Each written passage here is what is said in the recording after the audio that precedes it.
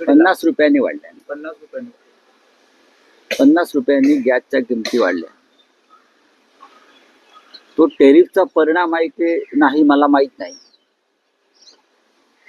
जागतिक बाजारामध्ये कच्च्या तेलाच्या किमती ह्या कमी झालेल्या आहेत. जागतिक बाजारामध्ये जर कच्च्या तेलाच्या किमती कमी झाल्या असतील तर भारतामध्ये पेट्रोल, डिझेल किंवा गॅस सिलेंडरच्या किमती का वाढाव्या? ही कसली वसुली चालू आहे? ही कसलं पाकिट माल चालू आहे?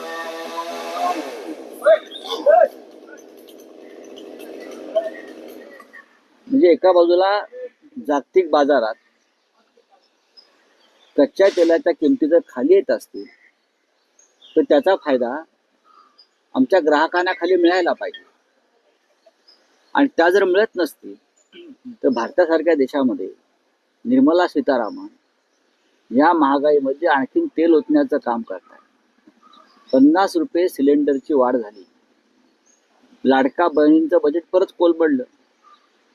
माझं आव्हान आहे स्मृती इराणी यांना, कंगना राणावत यांना, ज्या भारतीय जनता पक्षाच्या महिला नेत्या आहेत, कोणी असतील त्या, स्मृती इराणी यांना आम्ही आमंत्रित करतोय आंदोलनासाठी. आमचं नेतृत्व करावं त्यांनी महिलांचं. हा राजकीय प्रश्न नसून हा या देशातल्या गृहिणींचा जीवन मरणाचा प्रश्न आहे. जेव्हा UPAचं राज्य होतं तेव्हा या स्मृती इराणी महिलांचं नेतृत्व महागाई विरुद्ध करत होत्या आणि रस्त्यावर सिलेंडर टाकून बसल्या होत्या. आता सिलेंडर आम्ही पुरवू, तुम्ही फक्त रस्त्यावर बसायला या. आणि अशा प्रकारचं आंदोलन शिवसेना करत आहे.